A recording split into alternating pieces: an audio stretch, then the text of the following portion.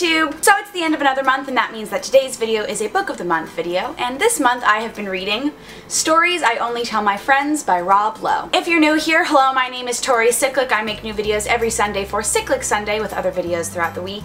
If you like what you see, like this video down below and subscribe while you're down there as well. You can also follow me on Twitter and Instagram at tss6295. Before I actually start talking about Rob Lowe's book, I wanted to talk about what I've been doing this month on my channel. This month I've been doing daily vlogging from June 11th to July 11th for something called the Bucket Challenge. You can find out more about the Bucket Challenge right here, as well as in the description below. I'm going to put a link to that introductory video, as well as the playlist of all the videos that I've been making. I'm challenging myself to do something different every day and vlog every single day from June 11th to July 11th. It has been very successful so far, and I'm really enjoying myself, so go check that out in the description down below.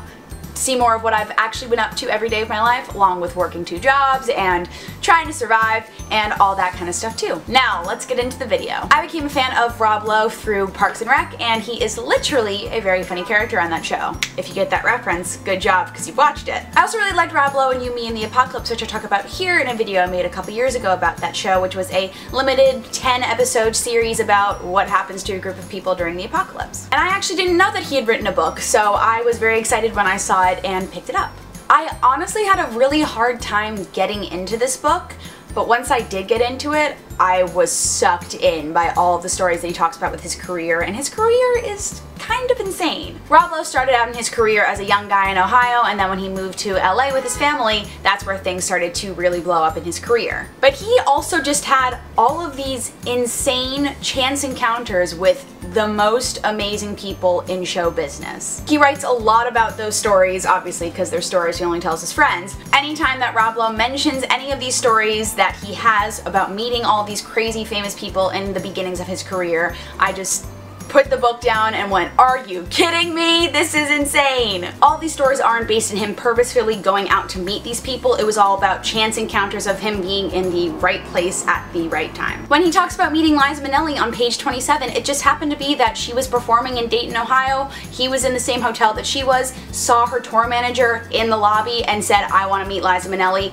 met her when she was there with another guy in her hotel room, and talked with her about show business, and it all just kind of worked really, really well for him. Also, when he was a kid, Rob Lowe was friends with Charlie Sheen, Emilio Estevez, and Sean Penn. Like, they hung out, made movies together on 8mm cameras. Like, that's just insane. That's the crazy thing about, like, Malibu in the 70s, which is what he's talking a lot about in his stories from his childhood, because that's where he grew up. He also watched Star Wars being filmed. This is the story that I put the book down and went, oh my god. He specifically says here on page 55, even though most of the effects have not been added, what I see on screen makes the hair on my neck stand up. When the hero grabs the girl and swings out on a rope to safety, even though they're flying a foot off the studio floor, I don't need the bottomless Death Star shaft to feel the rush. When the villain appears in the black mask and helmet, I am riveted, even when he pulls out a cool handle with a broomstick on it and begins a sword fight.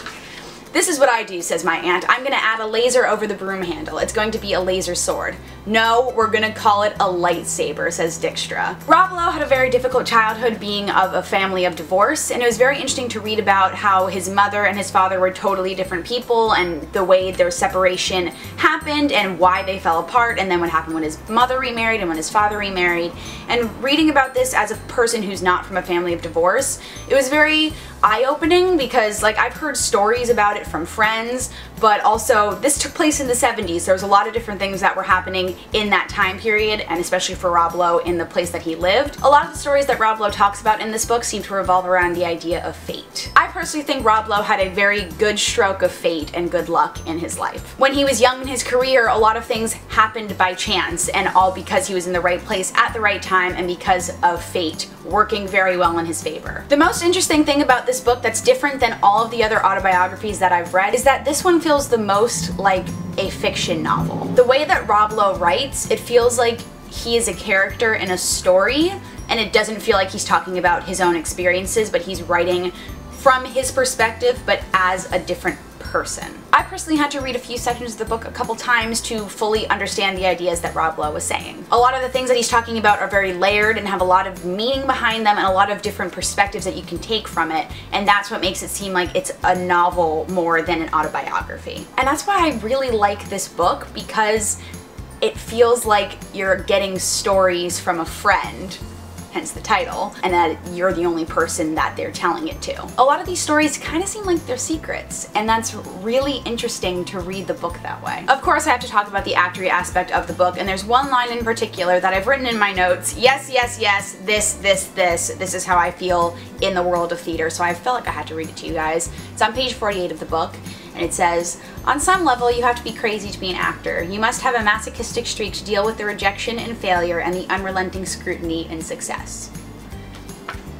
That is something that I didn't know how to put into words about the audition process, and Rob Lowe put it very well. It's also so interesting to read about Rob Lowe's experience auditioning for The Outsiders, because it doesn't go in a way that you think it would.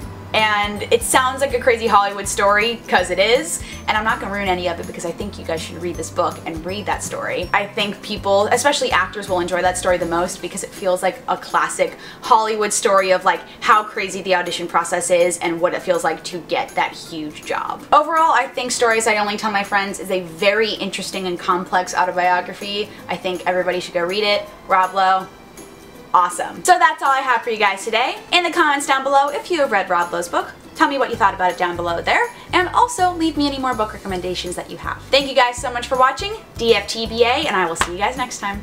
Bye!